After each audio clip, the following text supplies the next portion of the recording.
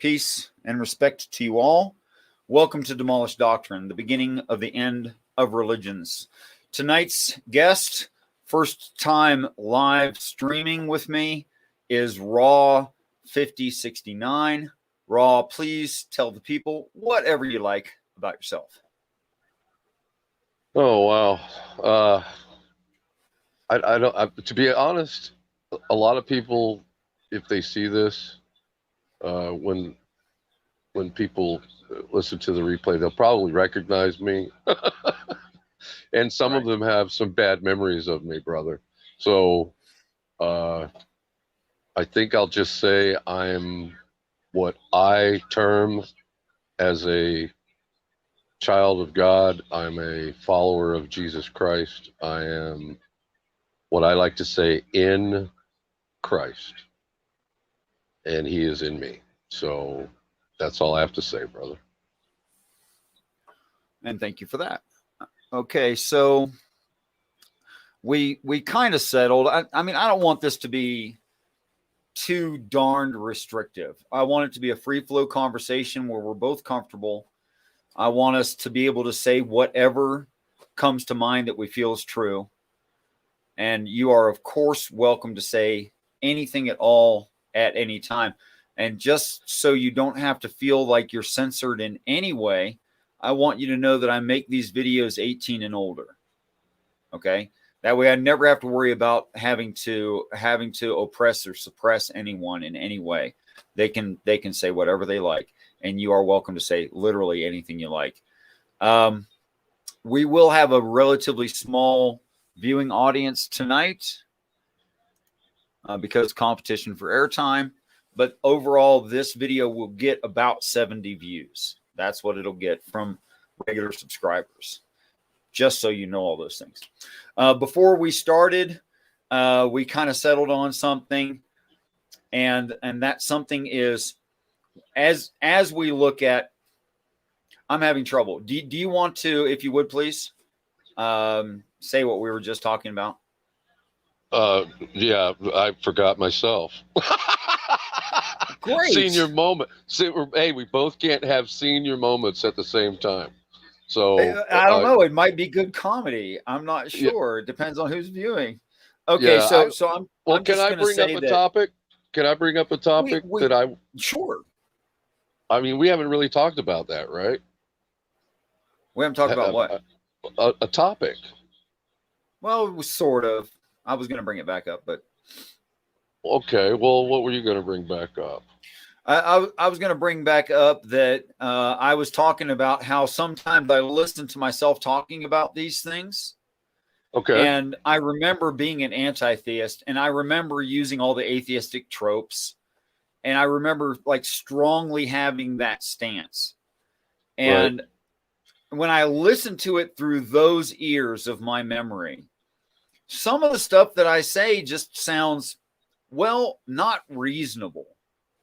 But on the flip side of that same coin, sometimes I'll be talking about this stuff and really be in like a meditative state, and really profound things will come out of my mouth.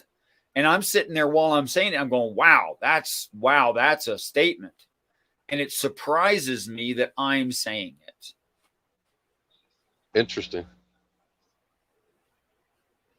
That's happened, I don't know, 200 times since 2012, something like that. So it was 2012 that you had your moment of clarity, or however you want to describe it. In fact, it was at the dawning of the age of Aquarius. It was that very month. That's a great song, by the way. And it's not without reason, actually. Yeah, interesting. Yeah, I've listened to you several times, and I've heard you in conversation, Richard, with other people, and I was fascinated, to be quite honest. Why? I was just your method. You know, I'm not one of these logical types, and your logic was appealing to my spirit, I guess, is what I'm trying to say. I'm more of a I would say on the spiritual side of things, Okay. I jokingly say I'm almost Pentecostal. If I had to wear a label, you know what I mean? And what I mean by that is I I have searched long and hard and meditated on the things that pertain to the spirit. Yeah. And I want and the reason I'll explain the reason I'm babbling now, but in John 4, Jesus is talking to the woman at the well, Mm-hmm. and I think he said something very profound to her when they got into a quote religious discussion about where and how we should worship God, and Jesus said finally to her that a time is going to come, and now is, that we should worship God in spirit and in truth. And those two things stuck out to me. They became very profound. So I started looking into spirit and truth. And it's interesting that that was one of the things that, when being questioned by Pontius Pilate before the crucifixion, Pilate said to Jesus, "What is truth?" And I think all of us, that are sincere, need to really try to understand biblically and spiritually what those two things are: truth, spirit, and truth. And I think that we fall very, very short. And I've been so-called saved since I was 20 years old, and I'm 62 now. So it's been 42 years for me, and I'm still finding out what that means. And I'm okay with that. So I really appreciate what you have to say and your logical approach to things. It's eye-opening, Yeah, in fact. it's really weird. Go ahead. Sorry. No, I was just saying it's eye-opening in a lot of ways, because it is very logical. And at the same time, I could say, what is logic? And what I mean by that is not in a derogatory sense. I mean, let's understand it better. So I think you're doing that. I sure want to. I In no way sense do that I you think are. that I'm doing something like that perfectly, but I sure do want to be better at it. I mean, that's another quote that people don't really value as much as I personally do, and maybe it's my own bias is why I value it so much. Let us reason together. That's right. That literally means let's use logic. That's actually what's said there. Yes. So on the flip side of that, I'm kind of anomalous or odd, because not only do I find it logically compelling, I also find it emotionally compelling.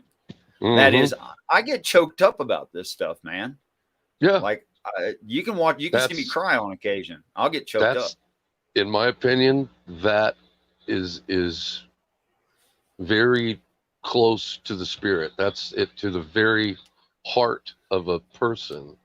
When that happens, you need to, and it happens to me a lot too over the years. And when it happens, enjoy it. Yeah. Because I believe you are at that moment in direct communication with who we have to do with him. And yeah. I really believe that. Now I think some people can get emotionally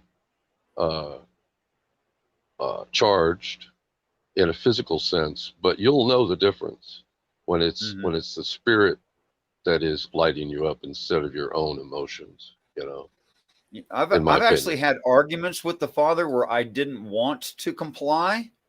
Yes, me too. I was compelled by the Father's feeling of love for other people, which made me a little bit uncomfortable and intimidated and overwhelmed and a little bit freaked out, and I didn't really like it, and it was too much. But it did work because I couldn't say no. Yep. I've experienced the same thing. So it's like, If if this is my confirmation bias, I really like defeating myself. Yeah, it's nothing wrong with humility. If I start to robot, let me know. Like I said, I'm on a phone. I would. So there's nothing wrong with that. In fact, it's one of the core things I believe to walk in the Spirit. You can't walk in the Spirit without humility, because you're walking in the flesh. You're walking in your own knowledge. You're walking in your own self-confidence. So when God gets us at that lowest level, like Jesus said, when you're invited to a wedding, take the lowest seat. Don't take the most prestigious seat in the house. Wait for someone to call you up, right? So if they it's think that's humility, deserving, yeah, right? Because even if you are, in your own mind, this special person, always take the lowest seat, and then God will move you up, to a place of honor. And if we do it in the flesh, if we choose to take the highest seat, and what I'm talking about is not to be humble, then we will be asked to step down. And it's always by God. That's what he's talking about, I believe. He's saying, hey, you take the lowest seat, listen to what I got to say, and I'll move you up. And don't stand up on a stage on a soapbox. That's because if you do that, people can see your most secret parts. That's right. That absolutely. That's right. Yeah.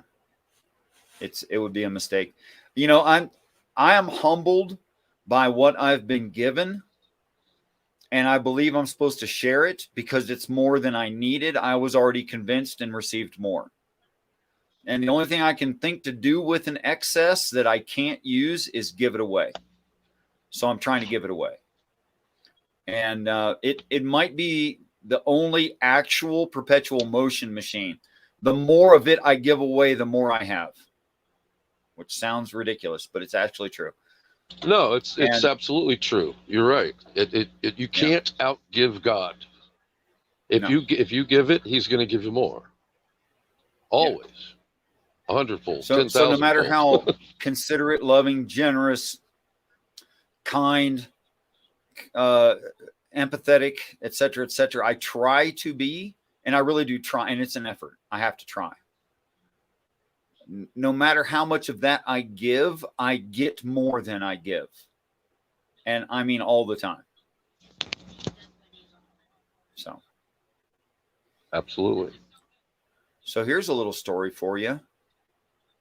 35 years old, decided, this is before I was a believer, decided to learn to ride a motorcycle because I was in a war zone in OIF 3, Operation Iraqi Freedom 3. Were you really? And I kind of built a reputation. Yeah, I was a civilian, working as a dedicated mechanic for a special forces group for L3 Communications. Still, you were there, brother. I was there. I was there in a war zone. I was in a walled, of course they can drop stuff on you like mortars. I gained a reputation for being a decent mechanic. People started bringing me things from other units that were having trouble getting fixed. So they'd bring them to our compound and leave them with me and come back. Somebody brought me a Yamaha 400 dirt bike. Now, I was not familiar with motorcycles. I'm familiar with mechanical things, but not specifically motorcycles. And I could not ride a motorcycle. I went ahead and got it fixed, got it running and all that. And 2 weeks, 3 weeks, 4 weeks later, they didn't show back up. The deal was I fix that one. They bring me 11 more. I fix 10 more. I get to keep one. That was the deal. Oh, wow. Because I was doing it at no pay and on my own time. So they were going to give me a Yamaha 400 dirt bike. But the guy never came back. Oh, wow. So I had one, having fixed one.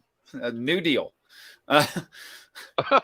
So I'm the only guy on the compound with a motorcycle that the United States had bought for the special forces of Saddam's army. That's where this motorcycle came from. Okay.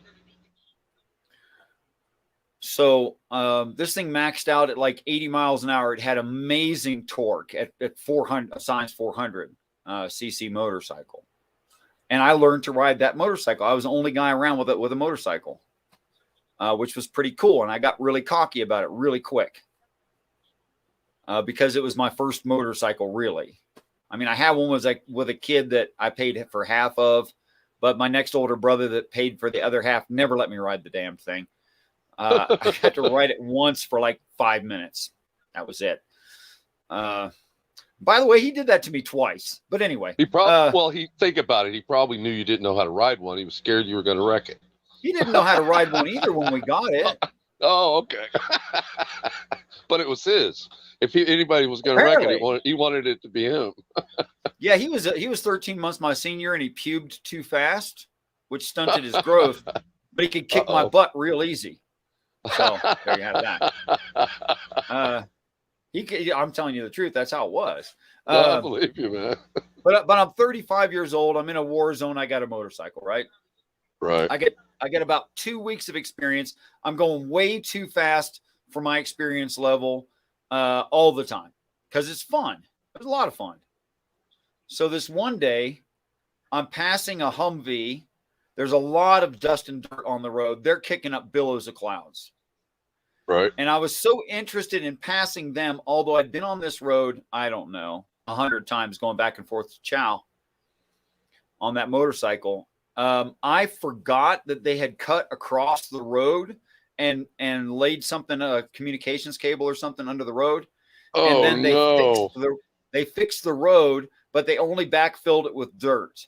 And over the course of about a month, the dirt was compressing further and further and further and further. Now it's about 4 feet wide and about, yes. Oh, it's about 4 feet wide and about 2 feet deep. And it's a U shape. No, you got launched. Oh, no. So I'm passing these guys and I'm showing off because I'm proud of being the only motorcycle guy, right? Pride comes before third, hammered fourth, starting into fifth gear. I'm going 60 at least. Oh my goodness, God almighty. And a billow of cloud clears from in front of me in the road, and I see the ditch and remember, I'm 45 feet away. I'm doing 60. There's no way to stop. No. Wow. You want to bet? You want to hear what happened? Yeah. What did I do? My brain freaked out. I lost my crap. I lost my crap. I didn't know what to do. Now you want to know what my body did? I want to stood on the tank and prepared to be Superman. You're still going to get pretty scratched up. Yeah, you are. You still might die. Oh my goodness. I'll tell you, while my brain was screaming, I'll tell you what my body did. Okay. My brain was freaked out. I had no idea what to do. But this is what my body did. My body locked up the back brake while applying the front brake. So my rear end started to pass me. Right? Yes. Yeah. You were laying it down. And then, nope. No? And then I brought the steering parallel. So both tires were in a perfect sideways slide. Okay. I stayed on the bike. I never put my foot on the ground. Right. I maintained that sideways slide while gearing. I put it in second. I brought it down, put it in second gear. I got down to about 15 miles an hour, let go of the back brake so it straightened out, let go, brought it around, got the front straight, let go of that brake, engaged second, crossed the ditch, and hammered it. Third, fourth. You got to be kidding me. You didn't. That all happened in less than 10 seconds, obviously. Wow. My brain was freaking out the entire time. I pictured you flying through the air and the bike coming after you doing somersaults. No, my brain was freaked because I was certain I was going to die. Wow. But that's Wow. what my body did. I never put my foot down on the ground, nothing. Wow. I just rode it. Wow. That was a Now, miracle. That was a miracle, man. Either I'm lying and I have huge amounts of experience, or I'm lying and it never happened at all, or my body's natural instincts for riding a motorcycle that I had 2 weeks of experience riding is like, I should be a stuntman. Yeah. But you know, nobody does that. That's impossible, right? Seemingly. Nobody does. You know what I think? I think I didn't do it. Yeah. That's exactly what happened. You didn't do it. I didn't do it. There's no way I did. He did it. He did it. Yeah. Well, something took over my body. It was really weird and kind of disconnected. Yeah. And I was just screaming in my head the whole time. I experienced similar things. You've seen my channel, right? And I'm not promoting my channel. I could care less about subscribers on YouTube. But the songs that I put up, you've listened to a couple of them. There are times. I listened to one. I liked it. Well, great. Not all of them are great, but some of them are pretty good. I think it's pretty good. But I wrote those for my granddaughter, by the way. I'm telling my life story in those songs. Oh. Yeah. Yeah. Right. Sweet. So that's really for her for when I'm gone. She's 10. So, but anyway, as I'm playing sometimes the music, okay, it happens a lot. What you just experienced on that motorcycle, literally the spirit, God, whoever you want to call it, takes over. And I know when he's doing it and I'm not. And I've experienced that same thing. And after I'm done and I put it down and especially if I'm recording it and I play it back, I go, that's not me playing that guitar anymore. Right here, in here. And I might start off playing you've been with you the whole time. Oh, it's phenomenal, the difference. Yeah. It's a letting go and letting him, whatever you want to call God, okay? I'm not going to put any label on him other than, because like I said, we don't really know what spirit is. We don't really know what truth is. We think we do. These are words some ideas. Right. And everybody's idea is a little bit different. Sure. And so, but these moments of clarity when they happen, these impossible things when they happen, it tells us that, yeah, I'm real. I'm here. You bet I'm here. I'm right here with you. So watch closely as my brain never leaves my skull. I've been with me the whole time. I know I'm not that cool. Yeah. Well, think about it this way. How amazing, fearfully and wonderfully made, the Bible says, right? How God created us. So what's really happening, and this is on the same subject, but it's a little side road. What happens when we dream? Who's driving that? Well, that depends. I think there's dreams and I think there's sleeping visions. Yes. And you can call, yes, and there probably are both. I given time to think about it more. But there are moments that you look back on it and you go, okay, how is that even possible? How did a movie just run in my sleep and I was active and present in the movie? How's this? It's amazing when you think about it. I'm just thinking about the very basics of dreaming, right? It's incredible. And we just dismiss it. And what's interesting is I'd like to bring that out, really, what you just said. And I really like to expound on that because that's my purpose in doing this. I want people to think about their own experience, not in a biased way, but in an honest way, where you're not exercising bias for or against something. And look at how many times these things have happened to you. Because it's not special that God should talk to you. In fact, I think it's so common, people blow it off. Yes, I agree. It's all through the scriptures. Yeah. All through. And there are people today that in the so-called label of Christianity, Christendom, whatever you want to call it, they blow it off and they say, no, that was for then.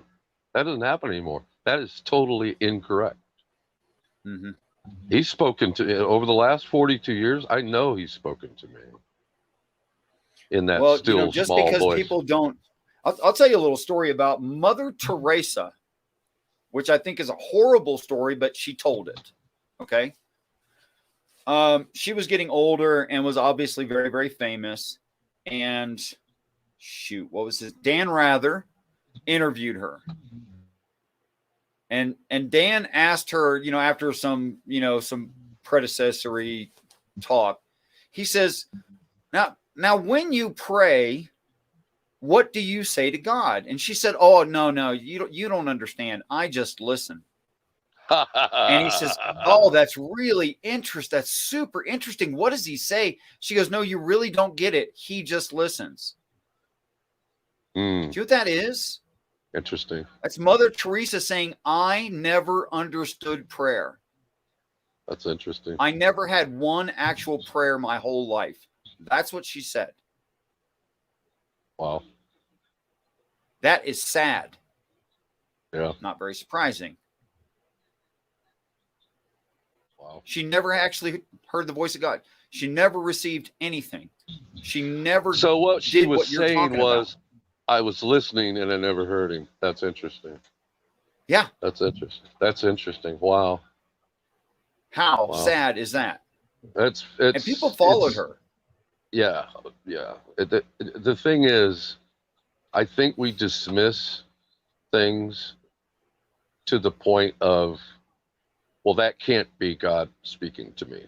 I can tell you a story. I was driving for a company back in the day. They've been long bought out by another freight forwarding company. It was called Airborne Express. It had silver vans, and I lived in Orlando, Florida at the time. I still live near Orlando, but not in it. But anyway, my route was between the Orlando International Airport at the time and Cape Canaveral, Florida. And part of it was this road called, at the time, the B line. Now it's called today the Beach Line. And it's basically just this 40-mile long stretch of road, straight as an arrow, that goes over to the coast, the East Coast of Florida from Orlando. And I was driving back from my route. I had finished my deliveries and done all my pickups. And I was having a little bit of a pity party. And because it was my birthday. Oh.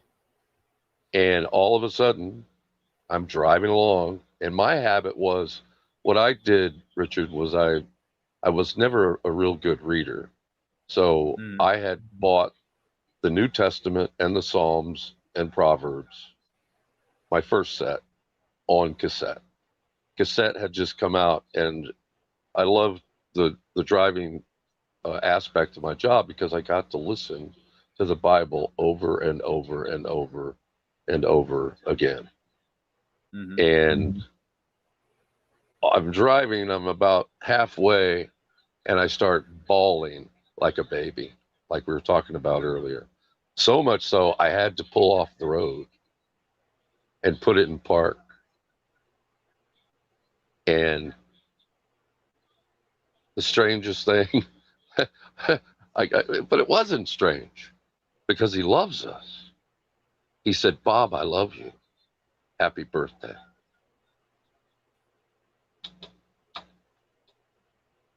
That'll kick you right in the heart, won't it? Give me a second. Yeah, it's doing it again.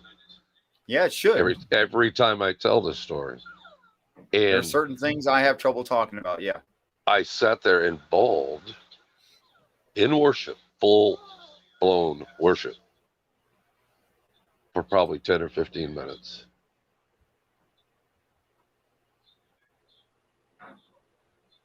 It was wonderful. And that's the first time. I have seen examples. And that had been the first time it happened since I had my experience first with him. You know what I mean? Well, I find anyone can get what they need. The Father will freely give what they need. It's not going to be excess unless there's purpose to it, I think. That's my opinion. I can't show that, but it seems that way to me. But it's what you need. I've never had exactly the same thing happen twice. You'd think that I'd want it to happen twice. I do. You'd think that I'd want more confirmation about these things. I do. That would be great. It's always different confirmation, something I'm not expecting. It's always something I'm not expecting. And I'd like to normalize theism, and a real theism, not a book learning. It's in my head. I don't have anything to show for this, but arguments that are 1,000-year-old theism. I don't approve of that. I don't think that's a real relationship and understanding of who the Father is and what he's trying to do. But I'd like to normalize it. I'd like to say that these things happen to people all the time. I have seen so many examples of people who have had experience of prayer accidentally. They weren't even trying to pray, and received valid information in real time that was applicable in reality and falsifiable. And that is to say that it actually did happen the way they'd said that it would happen, or did happen as they recall it, but it didn't happen where they were. It happened somewhere else. I have a sibling who had a dream about another sibling. The older sibling is in college and is away. So this is a time when there were landlines, in fact, party lines. You didn't carry a personal cell phone. That just didn't exist. Right. But a younger one of the siblings had what they perceived as a dream of something that was happening to the older sibling as it was actually happening in real time. Wow. Woke up, told the dream.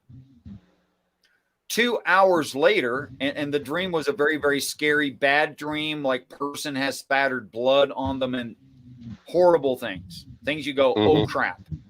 Right. I'm glad that was just a dream.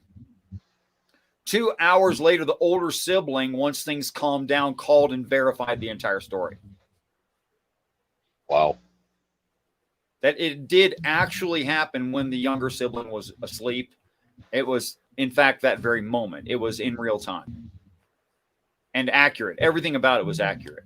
Things you could never guess. Fascinating. Yeah. So I think that's just normal.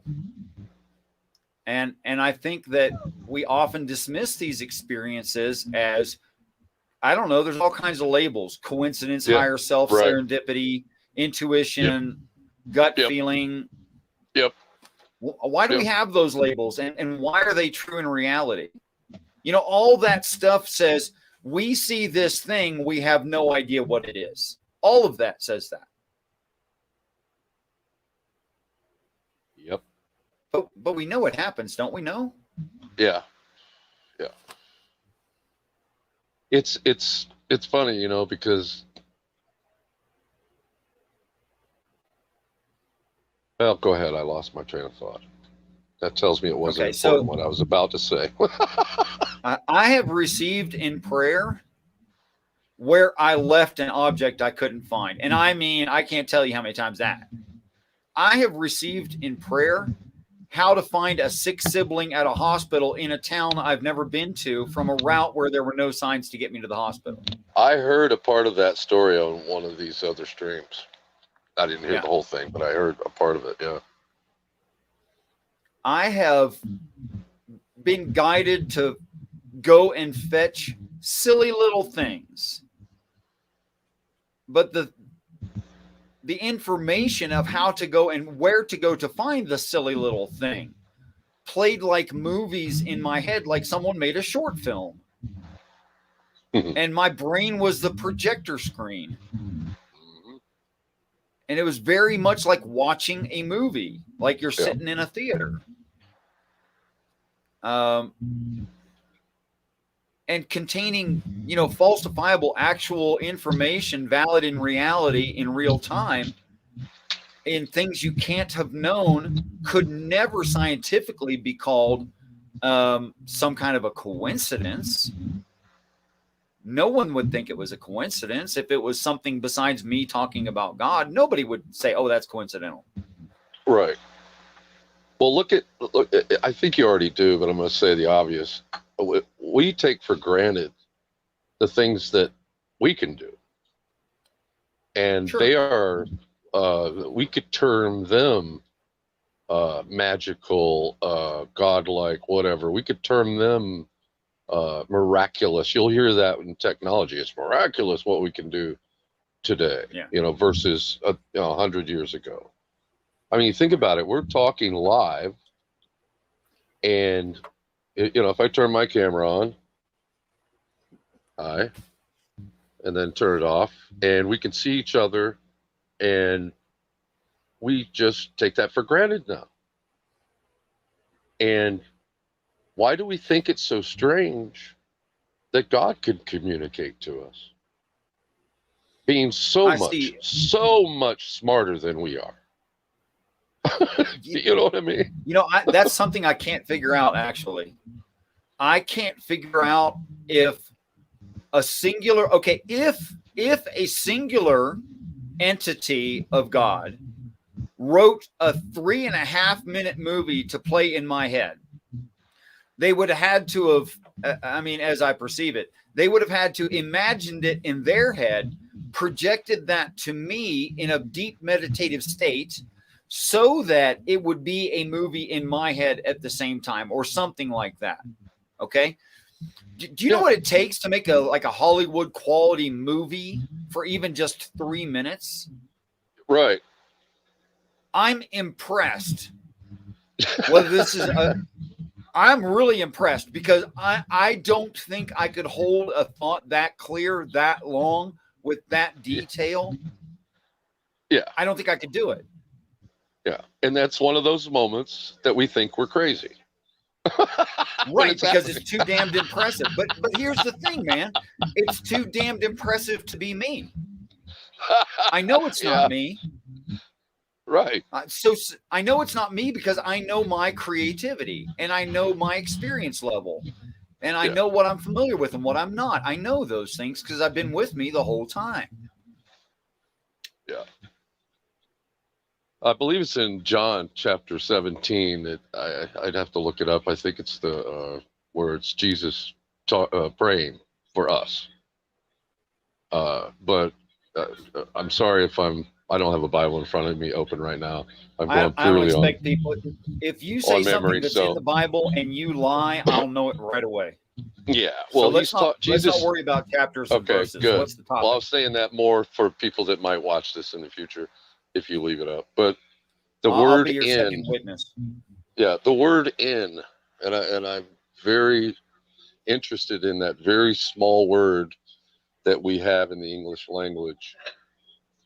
I'm sitting in my house right now. Mm-hmm. When I first communicated with you tonight, I was driving home from my brother's house in my car. In contact. You were in, right, another stream, and so yeah, I was getting in contact, right? So Jesus used the word "in." I shall be in you, and you in me, and I'm in the Father, and the Father's in me. And holy moly, if you think about that for a minute, it's oneness. It is, yes, it's connectivity, commutatively speaking, in the most personal form. Yes. We're in contact. I mean, we take for granted a cell phone. I picked it up, and I called and had 2 calls tonight, and one of those was my son, and I just took it for granted that now I'm speaking to my son. And if we wanted to, we could have turned on the camera and we could have had what they call FaceTime or whatever, which I normally don't do. I think that's a little annoying. but I know his voice, right? Right. And that's another thing that Jesus said in another place. My sheep hear me and they know my voice. Right. Another shepherd they will not follow. Right? We know there comes a point when we recognize, you said it earlier, I don't have to, before we went live, that I didn't have to turn on my camera because you know my voice. You've heard me speak enough that you know it's not someone else. So that and getting back to what we were talking about before, when these things happen in our mind, and why do we take that so lightly and think it so impossible if we can do the very things mechanically? God Sure. is so far above man, surely he can communicate with his creation. And if he wants to put a full 2-hour movie in your head instantaneously, of course he can do that. I mean, look at I would not be surprised by that at this point. Yeah, look at how many dreams he gave Joseph and Daniel, and on and on. The visions, Ezekiel's vision, all these visions, all these communications that he had with Noah, we get very little information about some things, but we also know that some we have great detail. And with Abraham, it was like, yeah, grab your tent and leave your town, your family, and go. Follow me. Yep. I'm going to show you where to go. And he did. So we just take these, and to me, that communication, that is the spirit. It's like, I'm really bad when I do a lot of construction work, and my wife hates it because when I go to work, I leave my phone in my car. I don't want to be bothered. Yeah. But it's almost like in a spiritual sense, we need to have that line of communication open to God all the time and answer the call when he's talking. If he says do something, I'll tell you just how tiny it is in my life, and I'm accepting it. I'm remodeling a house right now. Okay, I do construction? Oh, no kidding. Mostly finished construction. I don't usually start from scratch with stuff. Yeah, but I'm more of a finished carpenter. So I'm creating a part wall, a half wall to enclose a shower bath unit, one of those composite models. Yeah. Yep. So I'm having to create a wall. So other than 36 inches, the necessary width, anything over that is completely, well, how big is your room? What do you want it to look like? Would that be comfortable? Do you have room to put your light switch for your bath, for your over the tub fan? Questions like that. Yep. And as long as you have room for the pipes, and what's that, 2 inches? I mean, you're going to use at least a 2x4, right? And you're going to go at least 36 inches. So I'm looking at it and I'm going, you know what? I think I'm going to go 38 inches, just because I think that'll look good. And then this gnawing thing in the back of my head goes, why don't you add about a 3/4 of an inch to that? I went, why the hell would I do that? Yeah. You better listen. And I went, but because I have so much trust in that voice, I went ahead and added the 3/4 of an inch, which was pointless. It's not even you would even notice that. Who cares? Right. But by the time you get the drywall on it and, and you finish it out, and I'm looking at this wall and going, because I got open pipes that I want to access, you want to access the plant. And I thought, man, there's a big waste of space right here with this blank, ugly wall. And if I cover it with drywall, that's not really going to be useful in any way. It'll look better. But now I got to put an access door on it. I don't want to create an access door. And it's hard to put an access door on drywall and make it look good. You pretty much end up with a stupid looking picture frame, right? Right. I didn't want a picture frame. So So I took a piece of high density fiberboard, 1/8 inch sheet, and I put it over. I built shelves into this because I made it 6 inches thick for structural reasons. So I put inset shelves in there. I covered it over with the sheet. I pre-noted where all the holes, where all the boxes were. Once I covered it up and the glue dried, I took a router, went around and just cut so the shelves perfectly matched the outside of the thing. And it looked nice. It looked pretty sweet, right? But then I thought, I still got that damned hole at the bottom. And I still don't want to make a picture frame. You know what I really want is I want a louvered door. A bifold door. Because then I could just make that match the rest of the bathroom. You've got hidden shelving. You got access when you need it. If there's a plumbing problem, a leak or whatever, you got instant. It's great. Hey, wait a minute.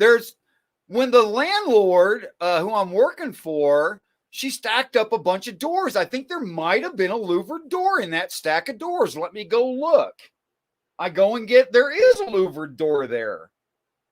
But I hadn't really looked at it before. I pull it out and I look at it and go, this is really close to the right width. I bring it in there and it fits freaking perfect. What, are you kidding me? All I had to do was put the slide and the hinge on. That was it. It was already perfect. All because of that 3/4 of an inch? Perfect because of that 3/4 of an inch. Exactly. Yeah. Yeah. I've had that happen to me so many times where I have not listened to advice. Oh, dude. When it comes, listen. And I'm like, I forget what I was doing. I was going somewhere to get something, and something was telling me, hey, you should take this with you. And I'm like, and I almost did, and I went, no, I don't need that. I argued with myself. And sure. it already within myself, something was telling me, hey, but you already know you're not going to need it for that kind of work. You already know you're not going to need that tool. But the truth is, the end of the story. It's happened to you before, I'm sure. When you sit there and you go, oh no, I need this. And I was thinking that before I left. And I told myself no. Yep. I didn't listen. You want to talk about self-defeating biases? When I tell God I'm right. How's that for a self-defeating bias? You like that? Yeah, well, hey, you know what, brother? I learned a long time ago, I reserve the right to be wrong. and as long as you can admit it. But he's not, though. That's the humility I've never found him to be wrong. That's the humility. Exactly. He's never wrong. And that's the humility factor that we need instructions. Either there is the Father and he's telling me pertinent information, or I am literally the smartest human who has ever lived. By a lot. That that's not the case. Einstein must be an idiot compared to me. Poor guy, poor slob. Yeah, I think Einstein was wrong about a lot of things. I'm right off the scale. I'm telling you, my IQ is like 15,000 or something. Wow. Okay. And that must be the case if I'm making this stuff up. I'm serious. It's like a 15,000 IQ or something. It's freaking ridiculous. Wow. Did I tell you this story? Apparently, I know everything. I'm sorry. Go ahead. Oh, Lord have mercy. Isn't that a ridiculous thought? Why would I think that's true? Well, how could I think that was true? Going back to what Jesus said, if he's in you and you're in him and he's in the Father, how smart are you? If I just listen to them, I consider myself smart for just listening to them. Now, what do they know? I have never exhausted them on any topic, no matter how big or small. Never. Yeah, that's not possible. we can't. You can't You'd think that would be possible. It's a well. Like you said to the woman at the well. I will give you water. It'll be in you. There's that word You'll again. never be thirsty again.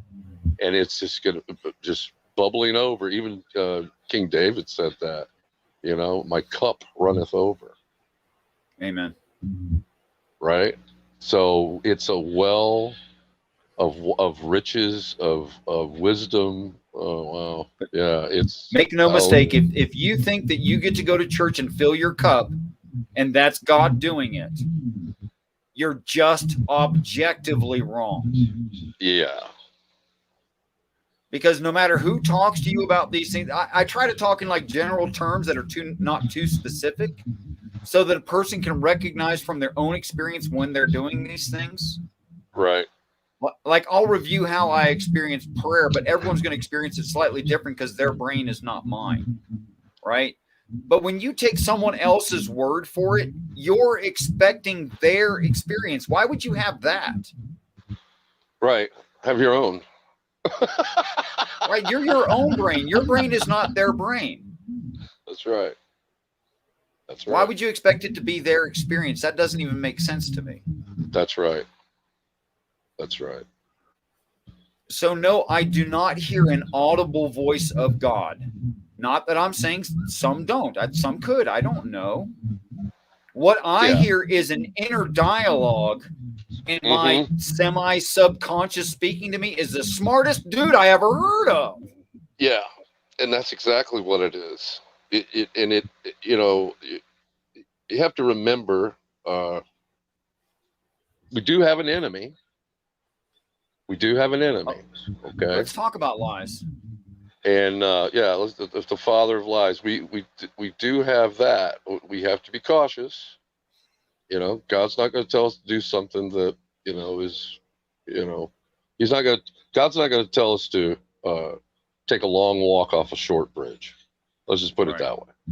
Satan has told me to jump off things. Actually. Yeah, well, that's what he did to Jesus too. Yeah. Biblically, he said, well, hey, it says here, if you jump down off of here and the angels are going to catch you. Right? Quoted Psalm 139. Yep. Yeah. If you're hungry, turn these stones into rock, or these into bread, these stones into bread. Right.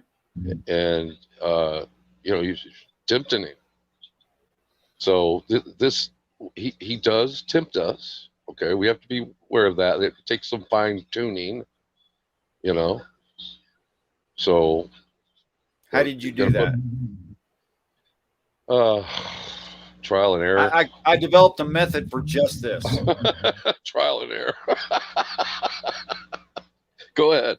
I'd love to share it with me. Okay, brother. I was very, very, very suspicious. The first piece of information, aside from that first movie that played, which I really had no choice about, and found out was true later under investigation. I found it's true in reality. Stuff I literally didn't know about. But then after that, I said to myself, okay, now I am in a position where I could really be taken advantage of. Because I'm offering trust, and that makes me biased. So I thought, how can I defeat my own bias? I thought, well, I'm biased, and I know I'm biased, and I know that I can't defeat my own bias. So the only thing I could reason to do was to, let me put it this way. Anything that came through prayer, I would take it and put it in a filing cabinet labeled most likely bullshit.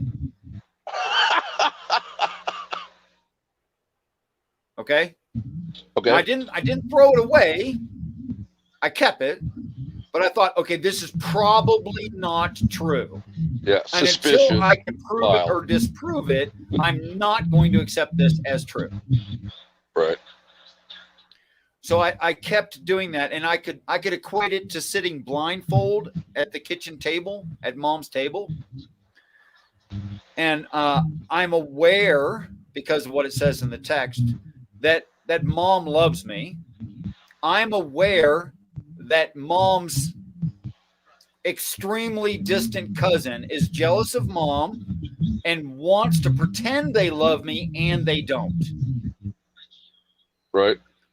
So they agree to have a mom's chicken soup contest with me as the taster. So I'm blindfolded. I'm sitting at the table. I smell chicken soup in the air. I hear footsteps. I hear a bowl set down in front of me. A voice says to me, try this chicken soup. So I taste it, and it tastes like mom's chicken soup, but I know there's a contest, so I'm not ready to decide. I don't know, really. So I take the bowl, I scoot it off the table, I throw it on the floor. I take one taste, just taste, don't really eat it, throw it on the floor. Another set of footsteps come, sets the bowl in front of me. Here, try this chicken soup. It sounds like mom. It smells like her chicken. I taste it. It tastes like her soup. So I slide it off the table onto the floor. And I do that about 1,000 times. I ask a question. I put it in the filing cabinet under probably not true. I ask for more information. Eventually, one of them goes, I know you're going to slide this off the table, and sets it down gently and walks away. The other one goes, eventually starts going, saying things like, hey, you know, this is really good soup and you should try it. I put in a lot of work. And I go, really? That's interesting. Why would you think I don't know that? So I slide it off the table. And the next time it comes, that same one, that same feeling comes with information. It says, you know, I'm really working hard for you here. And I don't really appreciate that every time I set something in front of you, you slide it off the table. That's actually pretty rude of you. And I'm starting to think that maybe you're just, you know, flippant about these things and you're not serious. Eventually it gets to be like, you freaking bastard. And I'm like, you don't love me. You don't understand me. And you're a liar. Exactly. And that's what I went through, about 1,000 of those. Now, when cousin who wants to be mom shows up, I'm already like, oh, it's you. Get lost. Take a hike. Got nothing to do with you. Take a powder. And I don't have to accept lies anymore. And I'm telling you, this sounds incredible, but I literally receive no lies. Yeah, I can feel it when it's going to be a lie. That's interesting because you remember in the Old Testament when the two women were arguing over a baby.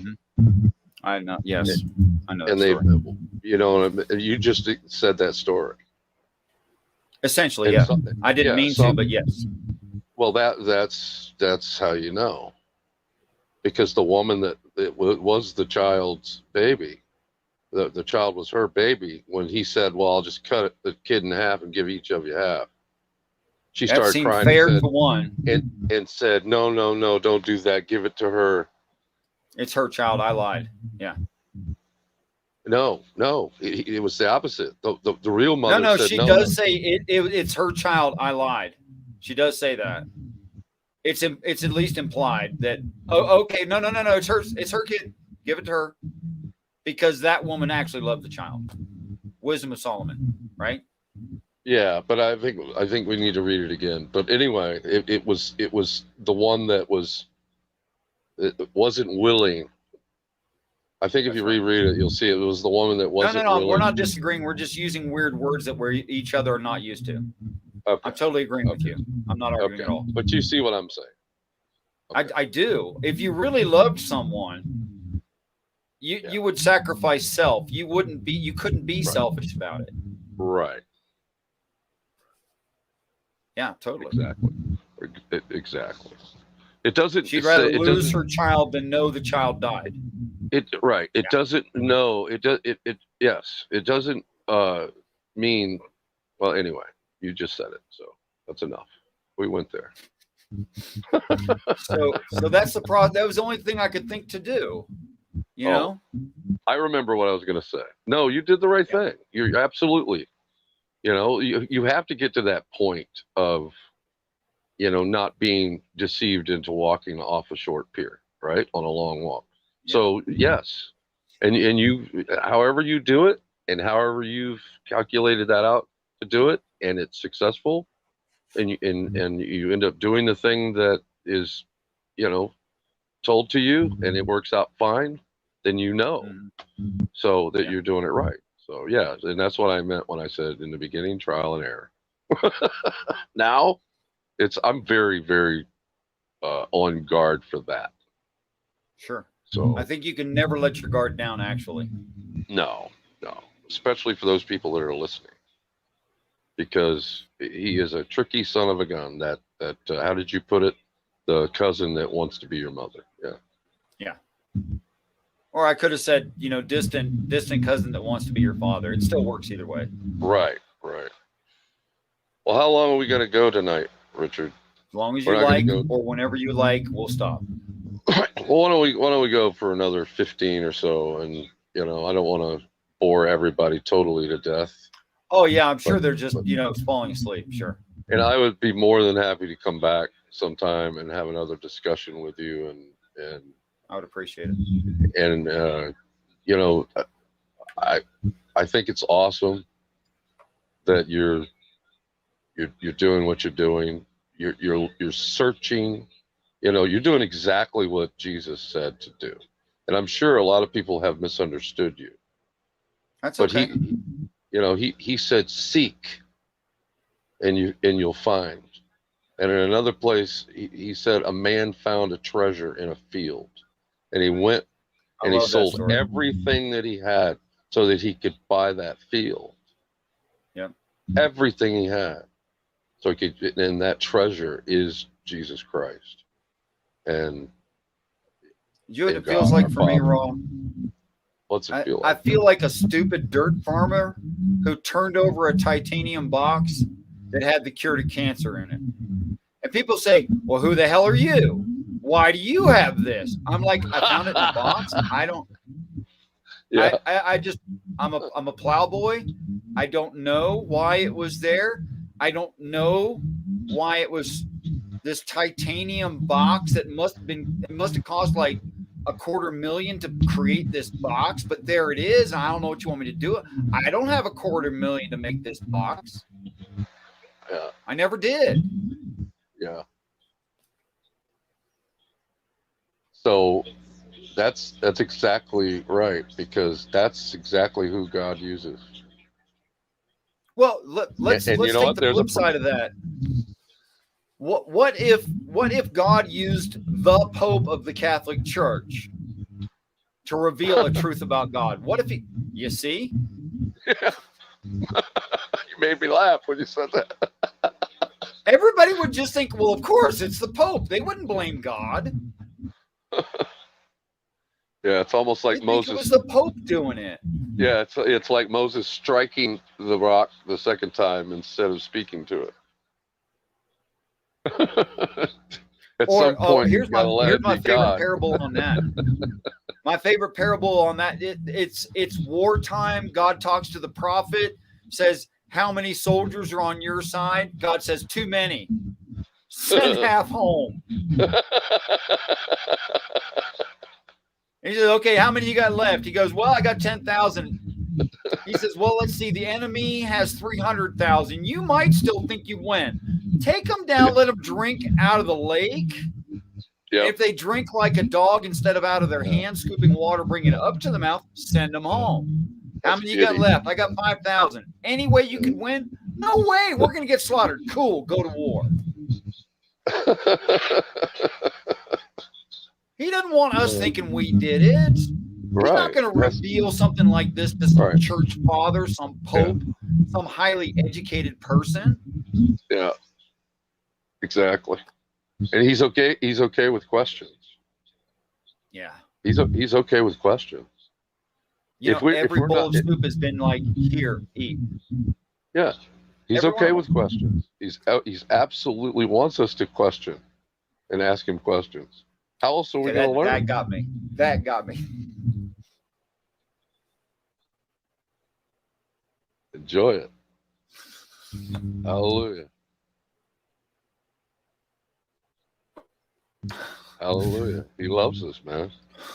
What father doesn't want his son to ask him a question? Just every time. That's I him, just can't brother. believe it.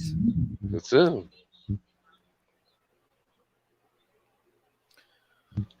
I thought my mom loved me. I did. Yeah, me too. I thought I loved and respected my mom. I really thought that. Me too. And I did. I really did.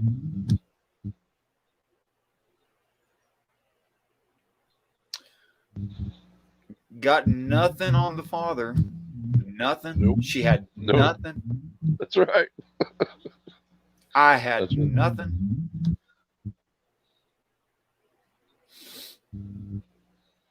Enjoy it, brother. That's it right there. I do. I want to swim it. You know, it's kind of a problem. Yeah. I hate it when it It's goes kind of a away, problem. I don't want to you? wallow in God all day. Yes. Yes. You swim in it. I want Swim to do in him. nothing Yeah. else. Yeah. Exactly. Remember when we were kids and our moms and our parents would say, okay, it's time to come home, get out of the water. We're like, oh, just 5 more minutes.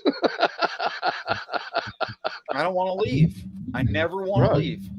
Well, there is, now is, and is coming, and I think you know what I'm talking about, when we won't have to leave. I know.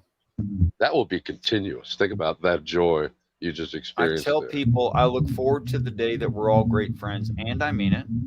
But I have to. And I I have to understand admit you when you say that. Go ahead. I have to admit something. Go ahead. I'm a little bit jealous of those who are in constant pain. I'm a little bit jealous of people with physical disabilities and birth defects and diseases who suffer. Yeah. Now that sounds stupid. Why would you be jealous of that? I understand. I will not be partying like they will.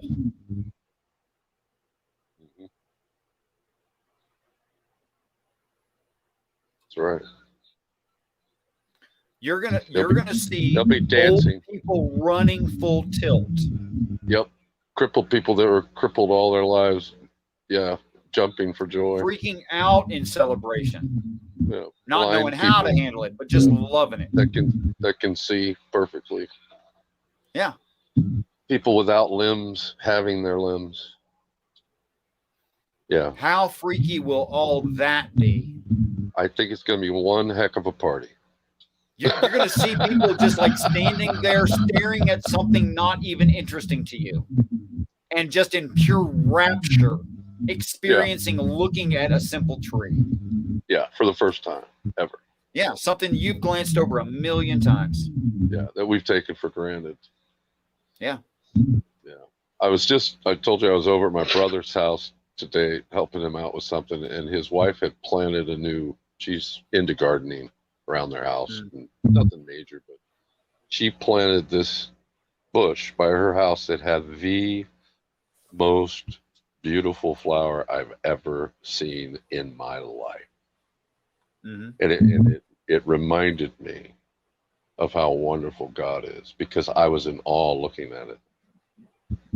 And I forgot that when I left, I was such a hurry to get home because I remembered I was going to spend some time with you tonight, that I forgot to ask him what kind of bush that was. I'll have to ask him. There'll be another day. Kidding.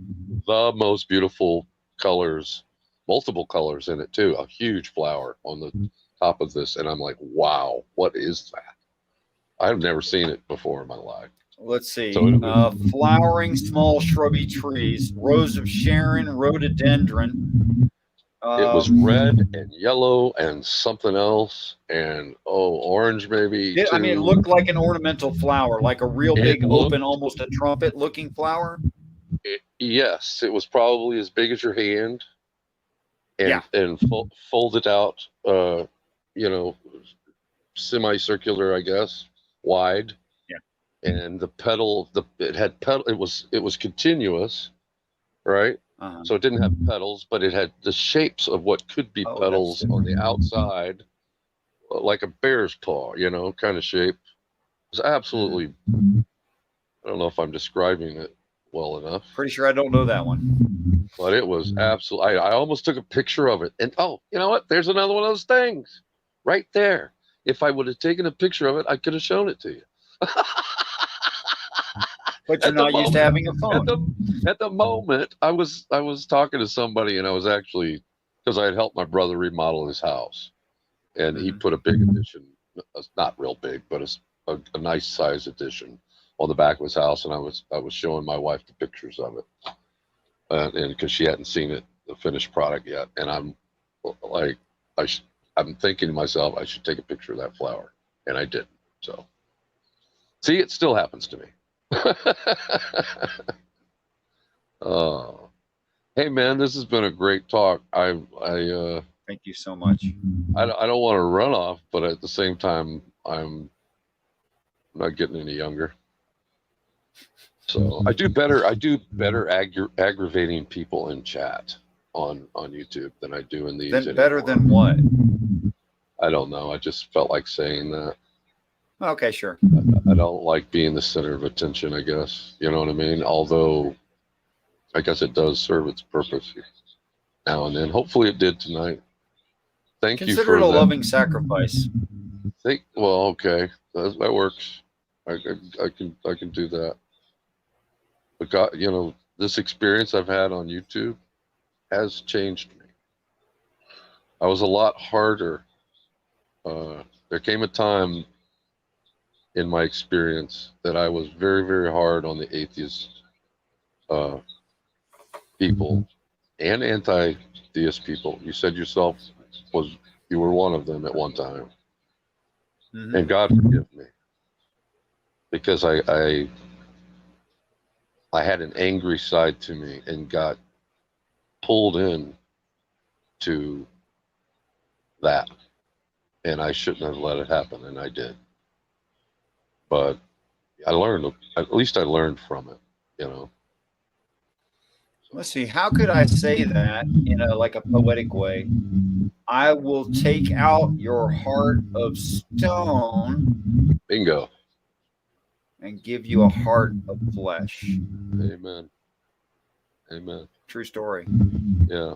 God is continuing. I'm not going to say I've reached the pinnacle, but he's continuing to teach me how to love other people. Amen. May we all be students forever.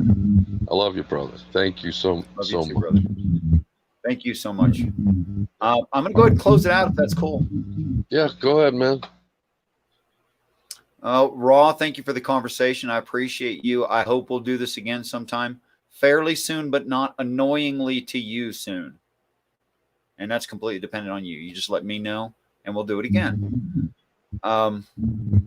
As for everyone in the side chat, thanks for showing up. Flow State and B No Just B and Purple and Krishna and Black African Humanist, I think, and Arctic Timberwolf and Mr. Willis. Black Female Atheist, I'm sorry.